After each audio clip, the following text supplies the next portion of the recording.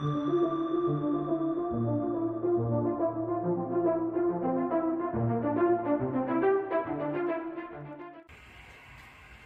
tein tuohon roklaan, kun vaihdellaan yleensä näitä isoja renkaita.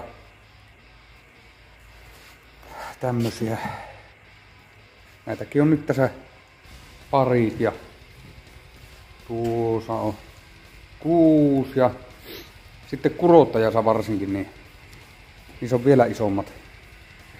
Ja sitten kun ne ei nuo pulttijaot aina meekkosen laittaa paikalleen tuolla roklalla, niin olisi helppo pyöräyttää sitä. Kun napa ei pyöri niin, minä tein tämmösen. No se on tuossa nyt vähän maalauksessa, mutta tuommoinen, tuohon tulee toiset renkaat.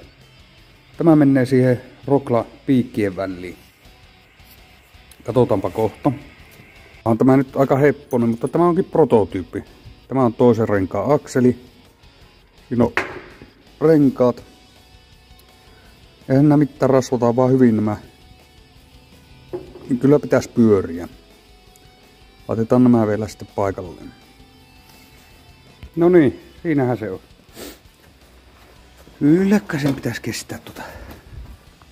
Yksi rengas.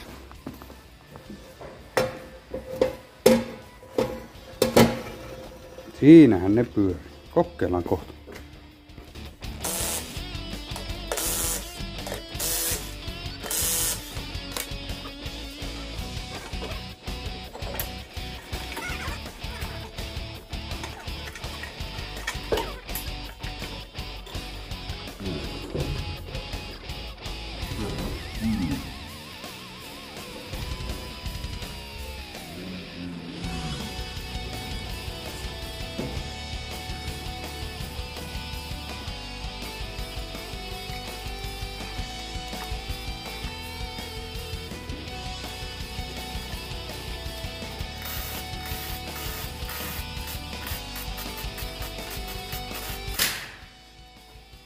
Okay.